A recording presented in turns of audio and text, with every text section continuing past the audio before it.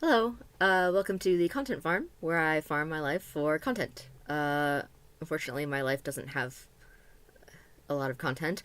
I'm the library, and I'm a semi-speaking autistic, and I'm non-binary, I have DID, and also, unfortunately, high cholesterol. Uh, so I recently started taking testosterone, and my cholesterol shot up a lot, which is a bit concerning. But it's apparently common in trans people who take testosterone. Um, there was a literature review study by Velo and their colleagues, which showed that in a lot of different studies of this, trans folk consistently had an increase in bad cholesterol and a decrease in good cholesterol when they started T. Um, all of the study qualities for like all of those studies were really bad. My endo, for anecdotal evidence, talked about that they encountered this problem a lot. The reason she thinks it's the case is because there's like a combination of this cholesterol problem just being more common in men in the first place. Uh, some patients have a genetic predisposition for high cholesterol. And when you have a predisposition for it already, it gets triggered more easily by the sudden increase in testosterone levels from transitioning. And also the fact that us trans folk tend not to take very good care of our bodies pre transition. And that catches up with you when you start to transition and you start taking medications that increase your cholesterol. Um, for me, cholesterol is already a problem with the men in my family. That's already like a genetic thing for us. So on top of that, I've also got like, of course, I'm taking tea, which increases cholesterol slightly, and then I'm also taking two other medications that I just found out also increase cholesterol. And I'm like perpetually stressed and have super high anxiety and PTSD, which are all associated with high cholesterol. And yeah, and obviously my lifestyle is not that great. I mean, not obviously because you don't know my lifestyle, but my lifestyle isn't that great. Um, so and I don't want to detransition due to health problems. Right now, my endo put me on a cholesterol medicine. Um, but of course, being on a medicine doesn't mean that I should just ignore lifestyle. You can't do that. You need to do both. Um, plus, if I get my lifestyle in check, I can get off the medicine, in theory, or at least not take very much of it. Um, so since I started tea, I've been a lot better at taking care of my body. My hygiene is a lot better, and I started exercising, um, which is really great. Uh, I started with just like 10 minutes of moderate to intense exercise a day, just like playing that Ring Fit game.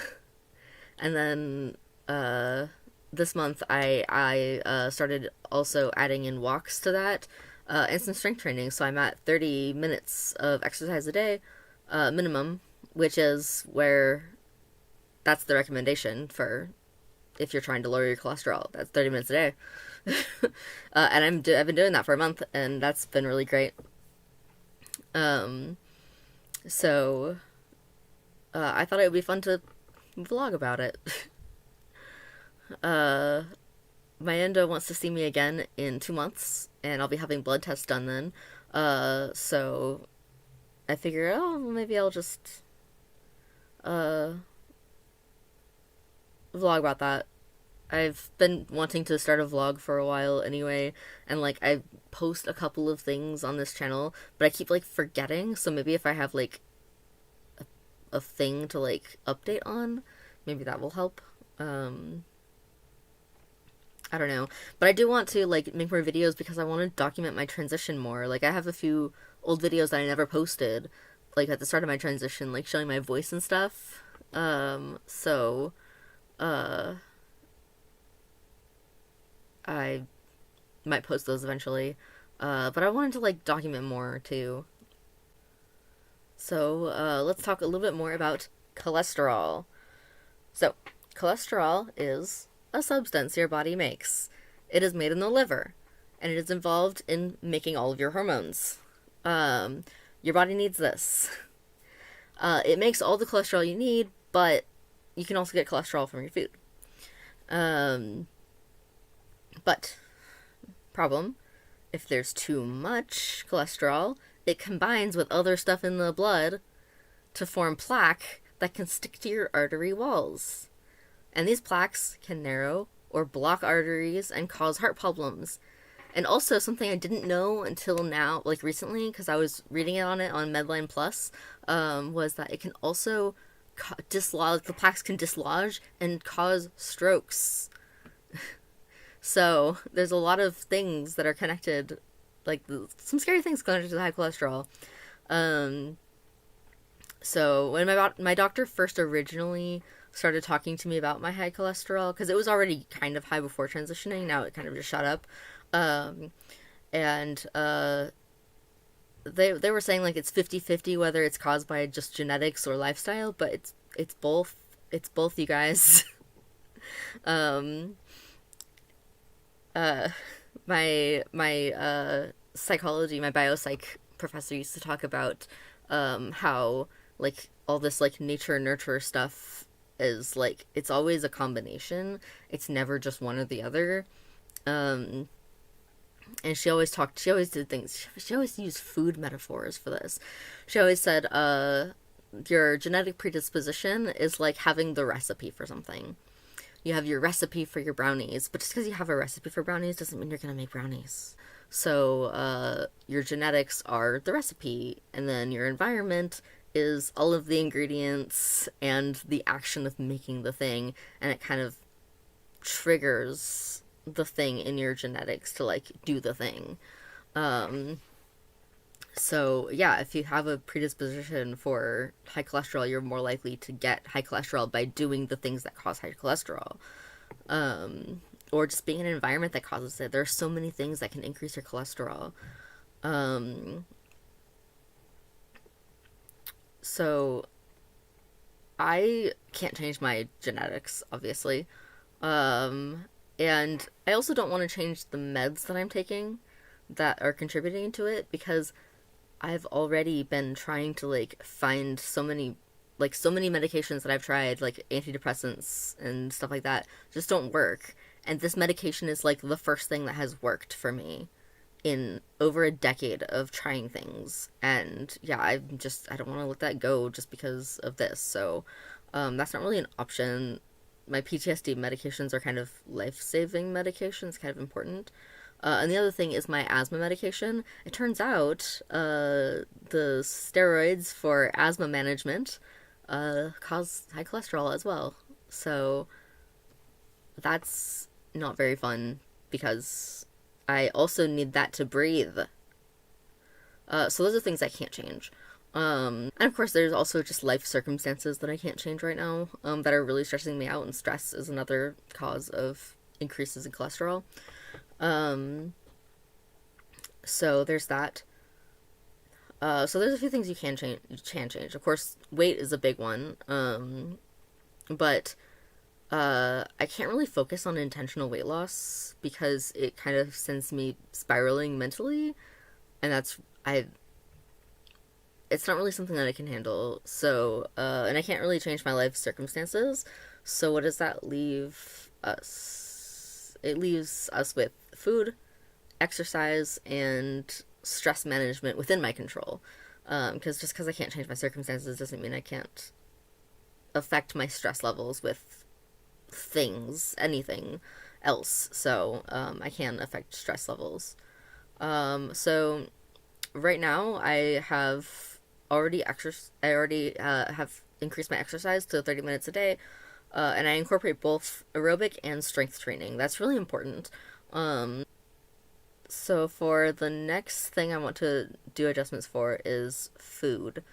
Adjusting my food has always been a lot harder for me.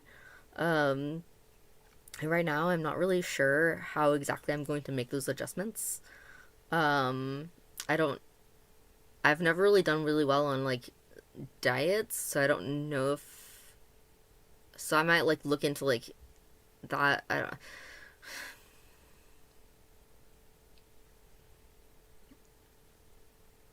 Like, do I want to like try a particular like eating plan, or do I want to like track my intake of particular things that are known to increase or decrease cholesterol and make adjustments that way.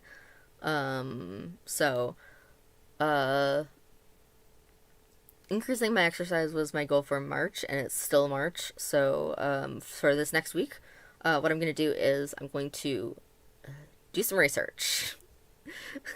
I'm gonna find out what my options are and like what kind of dietary changes will help and how that fits into my current diet. Because like making huge sweeping changes all at once is really difficult, some often impossible to stick to, and I want to set myself up for some success here. So we'll see how that works. So I will check in on this channel again next week. But for this next segment, I'm going to talk numbers, so if you're sensitive to numbers, then click away from the video right now. Do it. Bye. So long. See you next week. So I wanted to take some baseline measurements to track as we go. Just things that I can track at home, because, like, I know I'm going to want to, like, see what effects on my cholesterol is, but, like, I do want to, like, see some progress in other health measurements. So, obviously, I'm not aiming to lose weight. I've already said that intentionally, but since the changes I'm making could affect my weight, I still want to track that. But other important measurements of health are things like your waist to hip ratio is really important because that measures your visceral fat, which is the fat in your next to your internal organs, and that's the fat that's associated with like negative health outcomes. It really matters like where you carry your fat stores, because like that's why some people who are like super overweight are fine and some people who are super overweight are not fine. It's a lot of it is where they're carrying their fat. Um, so your visceral fat around your organs, not so great. Uh, so the hip to the waist to hip ratio is something that kind of gives you an idea of what's going on there. Um, and I'm honestly not entirely sure, like, as a trans guy, like, what the ratio should be there. Should I be following the ratio for, like, female body? Or it, or is it still healthy if it's if it's the ratio for male? I don't know. I don't think the study has been done. Um, so here are the numbers. I'm gonna put them right here. My weight currently is 114.9, which is the heaviest I've ever been, I think, which kind of sucks, but it is what it is. The pandemic really did a number on me. Uh, my waist is currently 43 inches, or 109 centimeters, and my waist to hip ratio is 0.84, which is like right on the line of like where it should be according to like women ratio. Anyway, my resting heart rate is 63 beats per minute, which is normal, and my blood pressure is 140/92, which is high, unfortunately. So we'll see if we can't lower that, because a lot of things that lower blood pressure will also lower cholesterol. So that's another reason my blood pressure is a really good measurement for me, to include in all that, is because lowering your blood pressure, it will also reduce your cholesterol. So let's see if I can't kind of just do this. I'll